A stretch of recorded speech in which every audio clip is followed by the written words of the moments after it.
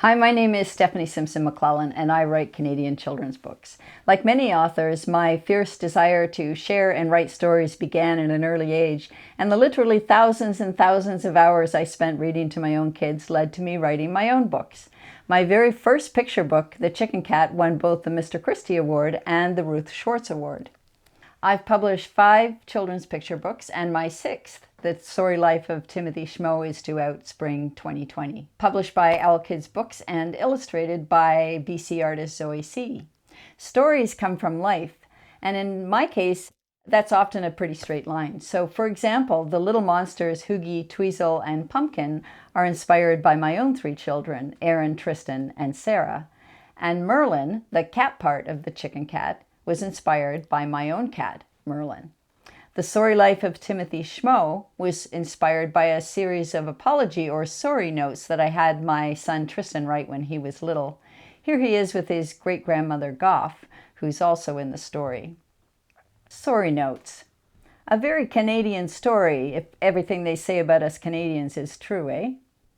But sometimes my characters and stories spring fully formed into my head.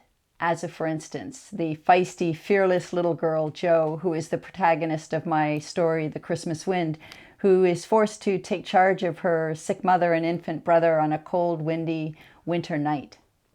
Interestingly, after Brooke Kerrigan had so beautifully illustrated this story, I discovered an uncanny resemblance between one of the illustrations, which she had completed in 2015, and the Fearless Girl statue on Wall Street in New York City, which wasn't erected until 2017.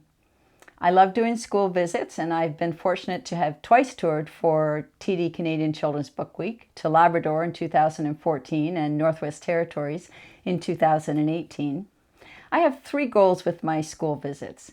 The first is to entertain students with a dramatic reading of my stories so that they have fun and they come to connect and fall in love with my characters and my stories. Secondly, I like to make a direct link to some interesting learning. So, for example, for my book, Leon's Song, which is all about frogs, I share a fun little quiz with kids about how frogs survive in winter.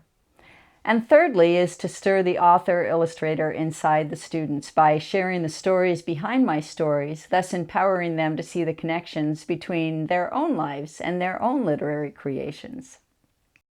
I actually took this last goal to a pretty grand scale with the launch of a literacy initiative I pioneered called the Christmas Wind Story Project, with over 1,700 students from every single province and territory of Canada and 4 grade 1 classes in Australia. Basically, these 1,700 students listened to my story, The Christmas Wind, before any illustrations for it ever existed, in the format of an old serialized radio show, and then they were asked to illustrate what they imagined. So The Christmas Wind actually had 1,700 illustrators under the age of 10 before Brooke Kerrigan ever set pen to paper.